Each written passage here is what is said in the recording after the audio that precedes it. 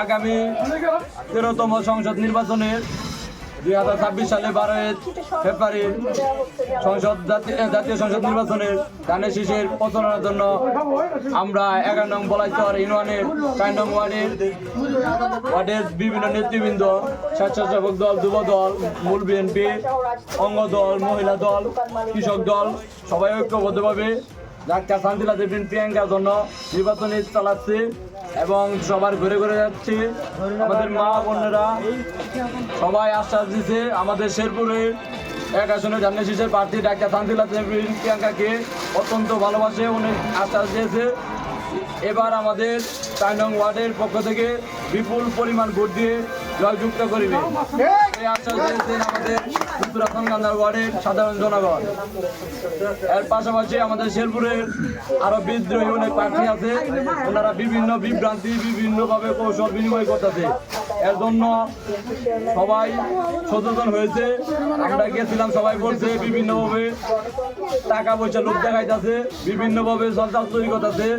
ওই আমরা বিকাশ নাম্বার নিতেছে, কারো লোভ দেখাইতেছে, কারো কার্ড দিবে, বিভিন্ন দিতে পারবে, কৃষক কার্ড দিবে, ওই আমরা ফ্যামিলি কার্ড দিবে। এইগুলা কার্ড একমাত্র শুধু বিএনপির পক্ষ থেকে দিতে পারবে, অন্য কোনো প্রার্থী এই কার্ড দিতে পারবে না।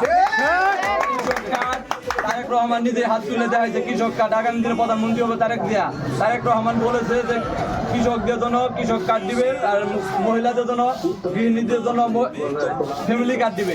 কৃষক কার্ডে বিভিন্ন সুবিধা হবে।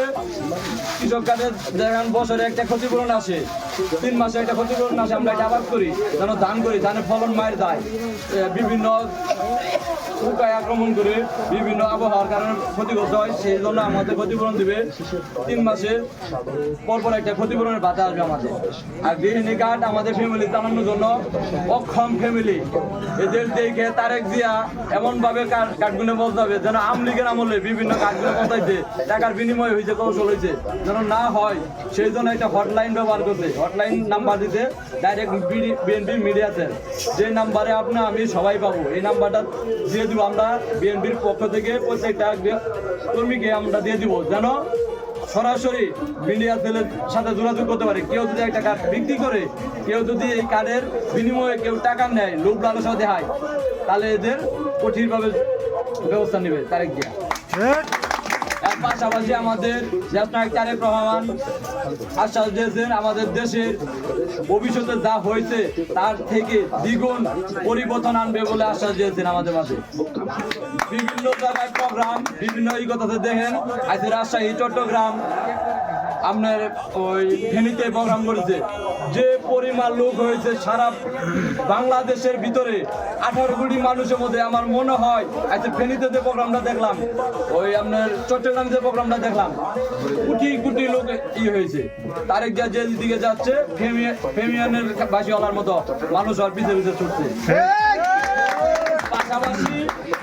পাশাপাশি আপনার সাংবাদিক বিন্দুরা আর আমার নানা দলের নেতৃকর্মীরা তাদের দিকে তাকিয়ে আছে, তারেক জিয়া কি বলতেছে, তার আগামী দিনের কি আশ্বাস, কি ভরসা। আপনাদের জন্য তারেক জিয়া 17 বছর হয়রানি হয়েছে, দেশের বাইরে থাকতে। এখন আপনাদের গণতন্ত্র ফিরিয়ে আনার জন্য এই বাংলাদেশের আবার জাতির ভোট জাতি দিতে পারে, এই অধিকার ফিরিয়ে আনার জন্য মাঠে অত্যন্ত পরিমাণে কাজ করতেছে। সবার কাছে একটা দোয়া রইল, দেশনেত্রী বেগম খালেদা জিয়ার জন্য দোয়া করবেন, শহীদ প্রেসিডেন্ট জিয়াউর রহমানের জন্য দোয়া করবেন, তারেক জিয়ার জন্য দোয়া করবেন, যেন উনি এই ধানের শীষে বিজয় হয়ে আমাদের দেশের উন্নয়নমূলক কাজ করতে পারে। এর পাশাপাশি আমাদের শেরপুর 1 আসনের মনোনয়ন দিয়েছেন ডাক্তার শান্তিলা দেবীন প্রিয়াঙ্কাকে। উনি যেন এই ধানের শীষ, শেরপুর সদরের ধানের শীষ উপহার দিয়ে যেন তারেক রহমানকে উপহার দিতে পারে, এই আশা ব্যক্ত রেখে আমার বক্তব্য শেষ করছি। আসসালামু আলাইকুম।